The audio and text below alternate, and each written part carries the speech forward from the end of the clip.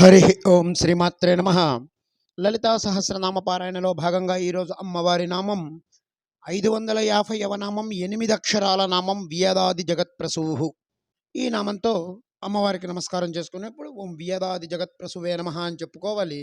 వియత్ ఆది, వియదా, వియదాది అంటే ఆకాశము మొదలైనటువంటి పంచభూతాత్మకమైనటువంటి జగత్తుని ప్రసూహు చక్కగా స్పృశించున్నది అని దీనికి సంబంధించి మనం అర్థం చెప్పుకోవచ్చు.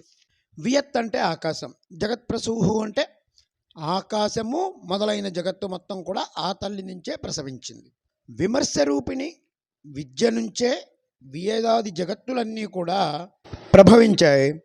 ఆకాశంతో మొదలుకొని జగాలన్నిటికీ కూడా కన్న తల్లి కనుక ఈవిడ విమర్శ రూపిణి విద్య, అందుకే అమ్మ జగన్మాత.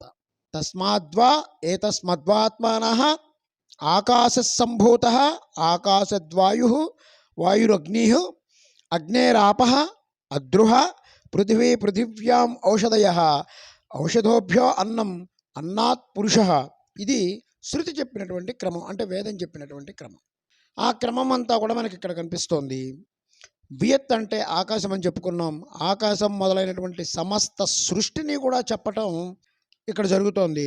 వ్యక్తమైనటువంటి స్థితిలో ప్రథమ సృష్టి ఆకాశం, అక్కడి నుంచి మిగిలినవన్నీ కూడా వియత్ ఆది జగత్ప్రసూహు అని చెప్పి వచ్చింది.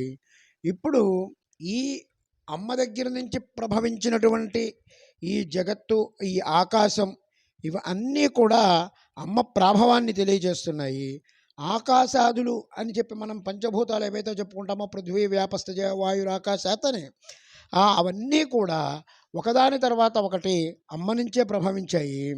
కాబట్టి అమ్మ వియదాది జగత్ప్రసూహు అనే నామంతో అమ్మని మనం కొలుచుకుంటాం. ఓం ఐం హ్రీం శ్రీం వియదాది జగత్ప్రసూవే నమః.